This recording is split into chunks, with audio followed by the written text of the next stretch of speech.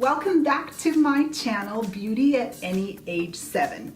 So for today's tutorial, we're going to talk about everything having to do with brushes. I've gotten a lot of requests from my friends to do a tutorial on what type of brushes to use. There are so many selections out there, so I'm going to try and narrow it down with some more affordable brushes and a little on the higher end as well. So if this is a video of interest to you, then please continue watching.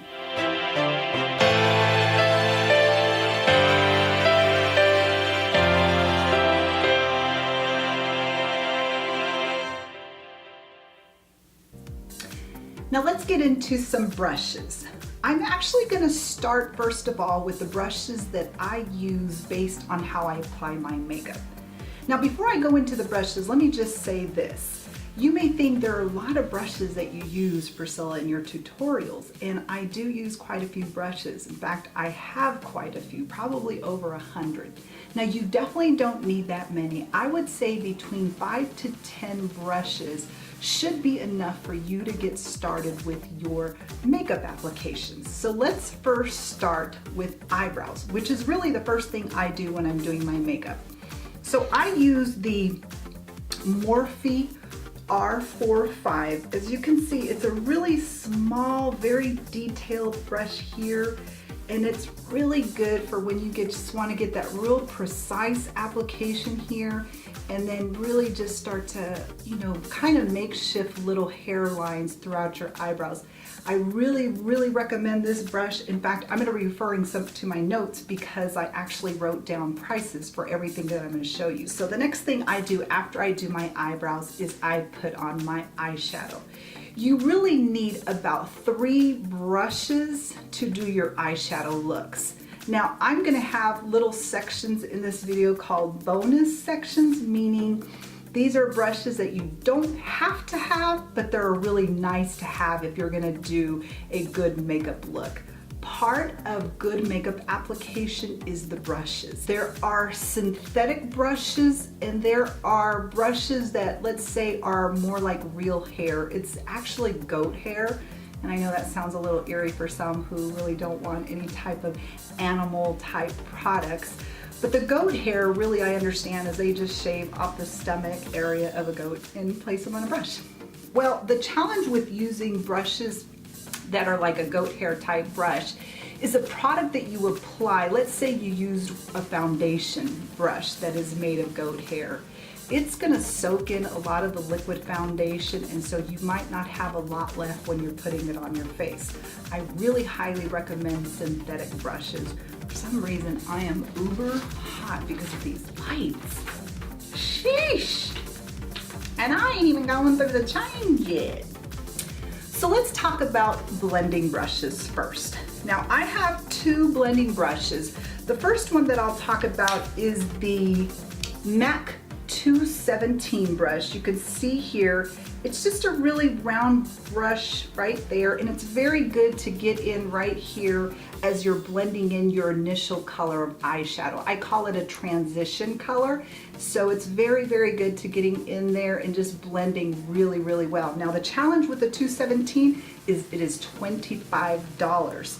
So if that seems a little pricey, I would recommend getting the Morphe 433. And as you can see, it is very similar to the one that I just showed, and actually this one is only $6.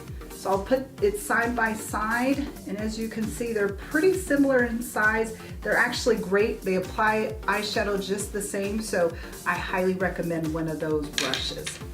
Now the second brush that I recommend you have is one where you can put heavier shadow on the lid area. And what I like to use for that is the MAC 239 brush, and it looks something like this, 239. It's really just got a flat end. This is a very synthetic brush, so you're gonna get all the color that you put on here. You're gonna get that application right in the lid area, and when you're putting on heavier color on the lid, this is a great brush. Now the challenge is this is $25. I have yet to find a brush that works the same, so I'm still using that one for all looks that I require heavier eyeshadow on the lid. So the next brush that I recommend having is a Morphe 514. This brush is $6, and as you can see, it is very thin here, but it's still very dense. So it allows you to put very heavy color application right into the outer corner of the eye, and even blend in just into the lid area so that you don't go too high up, because you're usually putting a darker color and you don't want that color to go everywhere. So this is a great brush.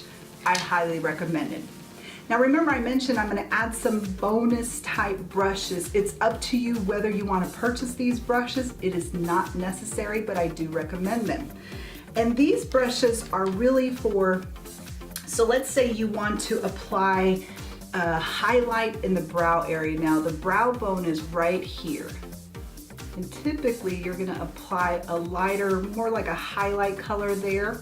And so for that, I would use the Morphe G19. And as you can see here, I'm trying to get it, make sure I get it angled right. It's a little pointy, but it's really good to just apply right in the brow area under there. It's good for a nice highlight, and this is actually only $3. Very good price. The other use that I have for this is, if you can see that I have just in the tear duct area, a highlight area. This really just helps make the eyes pop and look a little brighter, so you can use this brush for that as well. Now the other two bonus brushes, as I call them, are from Morphe as well. This is the Morphe 508 brush. Sorry, Morphe 508. And as you can see, it's a little dome-ish right here. It's very thick, but it's good when you just want to apply like a darker application of color right under the eye. And this actually is only $4. Really good price for that brush. Now, instead of just leaving that dense color there, you want to blend it out a little bit. So I go in after that with the Morphe 507 brush. This brush right here, and you can see it has it's very skinny, and at the tip there is a really good area to just blend out right underneath the eye. And this actually retails for $6. Very good prices for these brushes.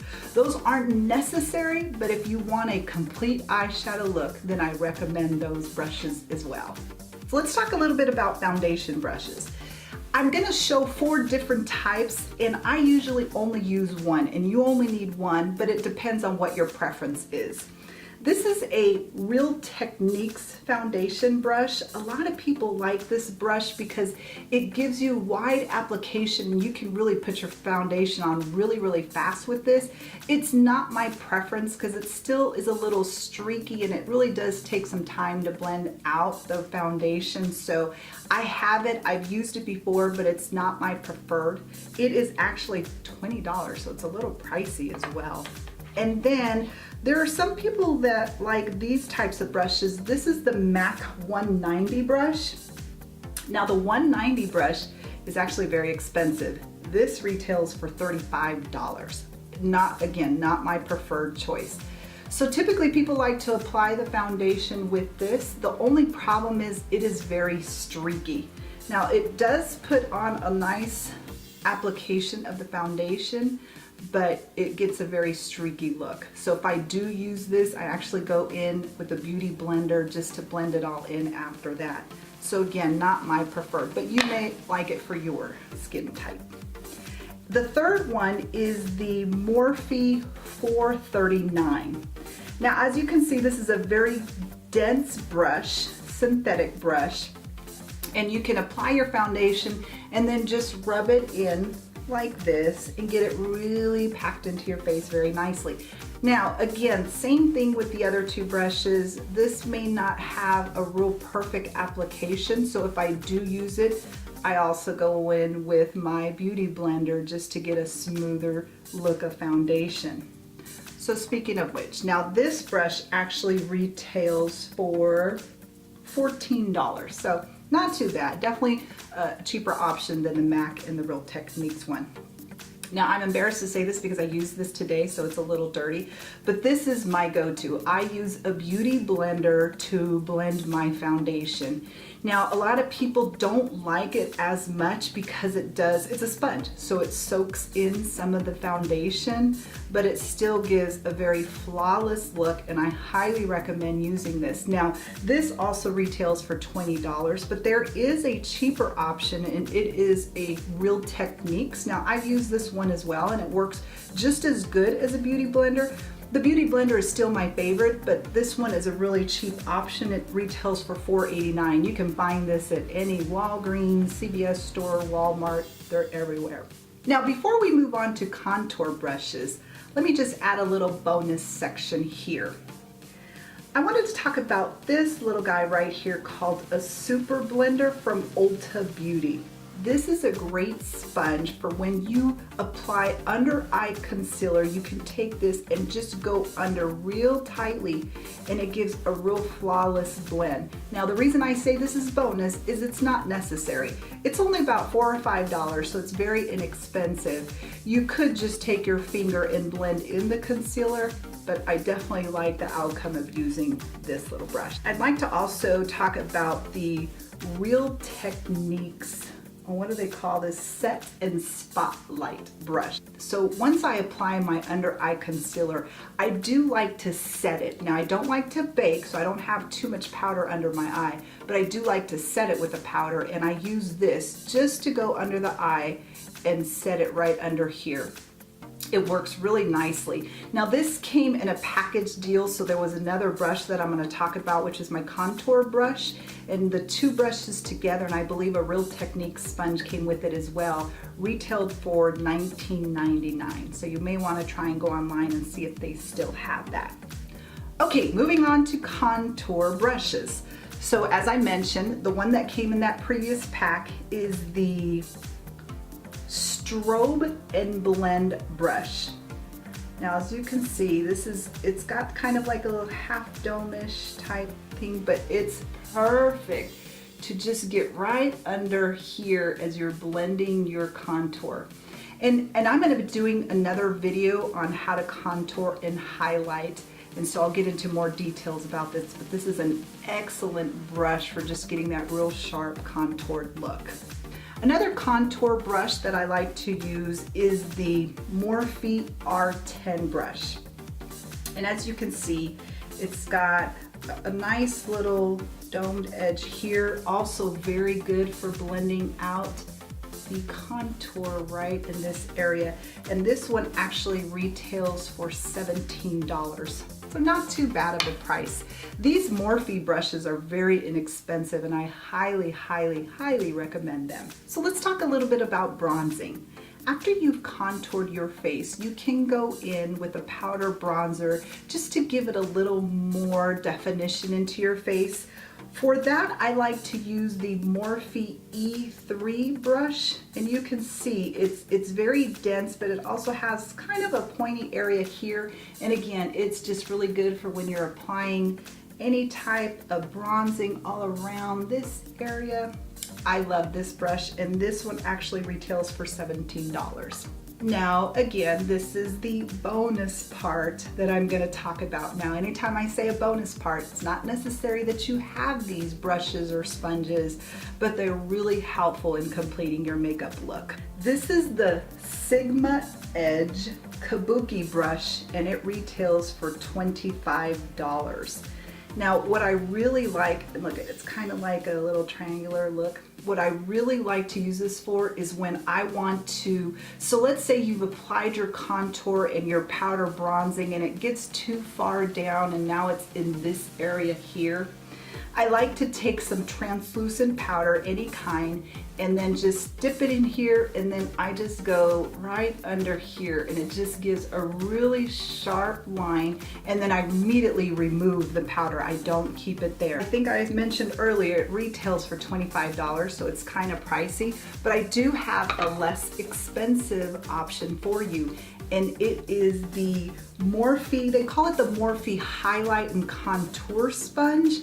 Now, as you can see, it has a very sharp edge right here, And then I dip this into a translucent powder and again, do the same thing. And because of the sharp edge, it's gonna give me that same effect as the Sigma Kabuki brush. Highly recommend this. And this is a really good alternative because it's only $7. So once you've applied that powder, you wanna remove it. So I take a Morphe 527 brush.